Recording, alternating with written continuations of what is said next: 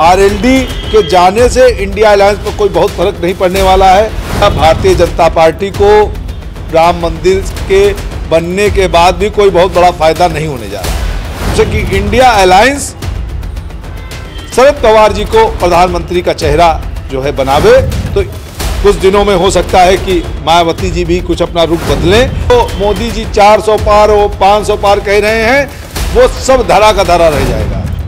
40 सीटें जीत रहा है 40 सीटें जो है इंडिया अलायंस जीतेगा। नमस्कार दोस्तों, मेरा नाम है सुमित मेहता और आप मुझे डेली न्यूज़ पर देख रहे हैं।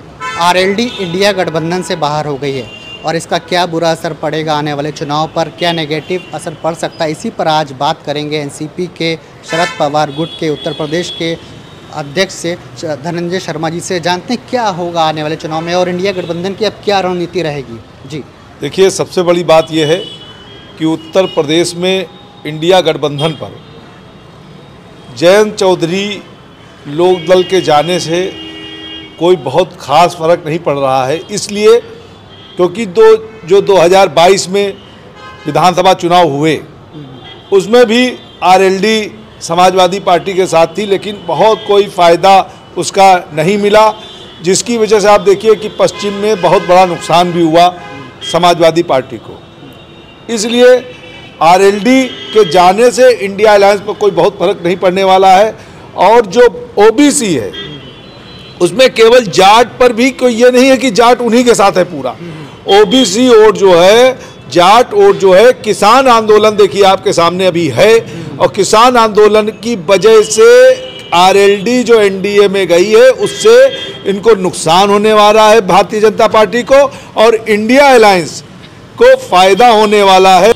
जो पिछले दिनों एक सर्वे भी आए हैं कुछ न्यूज़ चैनल्स के, उसमें बताया गया है कि भारतीय जनता पार्टी यूपी में एक बड़ी जीत, प्रचंड जीत दर्ज कर रही है, और आरएलडी का भी जाना कहीं ना कहीं जो 17% वोट है पश्चिम यूपी में, और कहीं ना कहीं बीजेपी को भी ये लगता होगा क्योंकि कई सीटें ऐसी हैं जहां पर आरएलडी की पकड़ अच्छी है, और यही वजह है कि आरएलडी को लिया भी गया है बीजेपी में।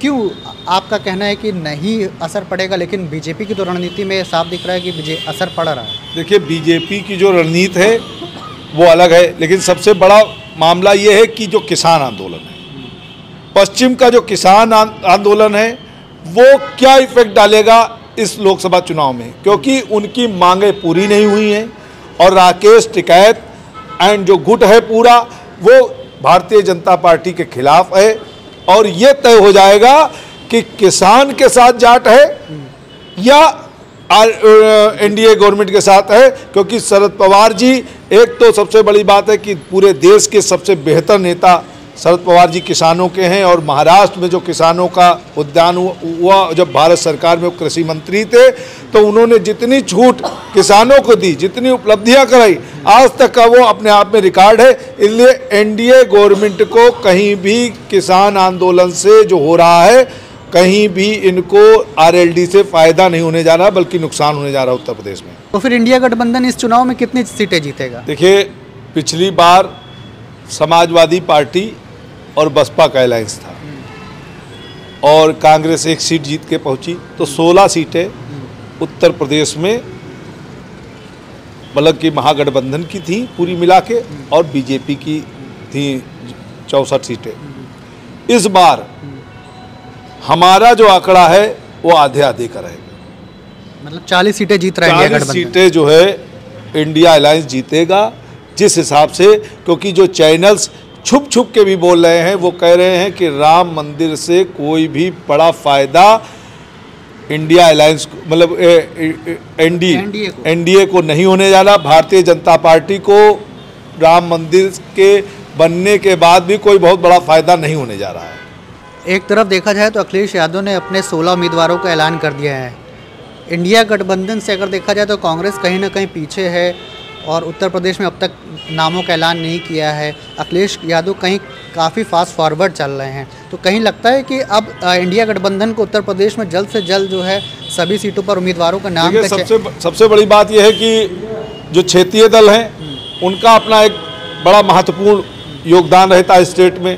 तो इस समय अखिलेश यादव, इसमें कोई दो राय नहीं है कि अखिलेश यादव बड़े नेता हैं उत्तर प्रदेश के, मुख्यमंत्री पूर्व रहे और चेहरा हैं और उनका एक बड़ा दल है, उनकी एक बड़ी युवाओं में एक फैन फॉलोइंग है, किसानों में, नौजवानों में। तो इसलिए अखिलेश यादव जी ने जो किया है उस पर कोई बहुत, कांग्रेस को कोई एतराज़ नहीं, ना हम लोग को कोई एतराज़ है, इसलिए उस पर कोई बात करने का बहुत बड़ा मुद्दा नहीं है। इंडिया अलायंस के साथ वो भी हैं, वो भी इनकार नहीं कर रहे हैं, वो हैं। जब वो कोई बात कहें तब तो बात बनती है, लेकिन इंडिया अलायंस अखिलेश यादव जी के साथ, समाजवादी पार्टी के साथ है। और जहाँ तक हमको लगता है कि कुछ दिनों में हो सकता है कि मायावती जी भी कुछ अपना रुख बदलें और लोकसभा चुनाव के आते आते इंडिया अलायंस में अगर वो आवें तो एक बहुत बड़ी देश में मजबूती होगी। मेरा तो यह मानना है कि मायावती जी को भी इंडिया अलायंस में आना चाहिए। तो इंडिया गठबंधन से प्रधानमंत्री पद का चेहरा कौन होगा, क्योंकि पिछले लंबे समय से बीजेपी मांग करती रही है कि इंडिया गठबंधन के पास कोई चेहरा नहीं है। देखिए, सबसे बड़ी बात यह है कि एक नारा लगा था, पहले लगता था कि जिसकी जितनी भागीदारी उसकी उतनी हिस्सेदारी, समझे आप।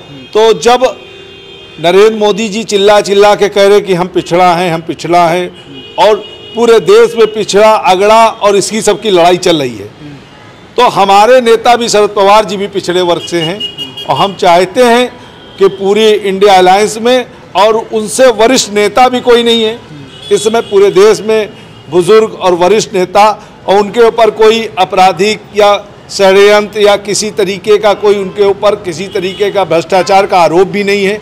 तो मैं चाहता हूं अपनी पार्टी की तरफ से कि इंडिया अलायंस शरद पवार जी को प्रधानमंत्री का चेहरा जो है बनावे, तो इस देश में एक अलग जगेगी। और मायावती जी को भी मैं चाहता हूं कि इंडिया अलायंस मायावती जी को भी कहीं ना कहीं उनको लावे, तो एक देश में अलग पहचान बनेगी। और जो मोदी जी 400 पार और 500 पार कह रहे हैं, वो सब धरा का धरा रह जाएगा।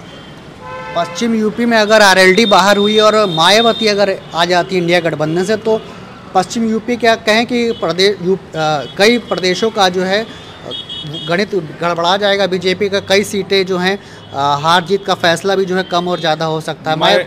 मैं तो ये कहूँगा कि इंडिया अलायंस में कुछ लोग बात करें मायावती जी से, पश्चिम ही नहीं पूरे देश में माहौल बदलेगा। और जो वोट ऑफ परसेंटेज दिखाया जाता है कि ये 42 पा रहे हैं, एनडीए गवर्नमेंट, इंडिया मतलब एनडीए जो अलायंस है, बीजेपी अलायंस जो है वो पा रहा है 42%, इंडिया अलायंस पा रहा है 38%। सारी गणित बदल जाएगी। और मायावती जी का कहीं ना कहीं दलित वोट है, दलितों में एक अपना महत्व है, एक पहचान है, वो एक संघर्ष करके वो निकली हुई है, कोई वो उनको मुफ्त में कोई चीज़ नहीं मिली है। इसलिए मैं चाहता हूँ कि इंडिया अलायंस के लोग मायावती जी से भी बात करें और इंडिया अलायंस में शामिल करें और शरद पवार को देश के प्रधानमंत्री का चेहरा बनावें, तो एक माहौल अलग बनेगा। इंडिया अलायंस आने वाले चुनाव में क्या असर होगा उसका वो तो समय बताएगा, लेकिन आपको क्या लगता है कि इंडिया अलायंस उत्तर प्रदेश में कितनी सीटें जीतेगा? 80 में से कमेंट करके ज़रूर बताएं। क्या आरएलडी के बाहर होने से इंडिया अलायंस को कोई असर पड़ेगा या बीजेपी को इसका कितना फ़ायदा होगा, उसका भी कमेंट करके ज़रूर बताएं। अगर आप पहली बार डेली न्यूज़ पर आए हैं तो डेली न्यूज़ चैनल को सब्सक्राइब करें और बेल आइकन को हिट ज़रूर करें। नमस्कार।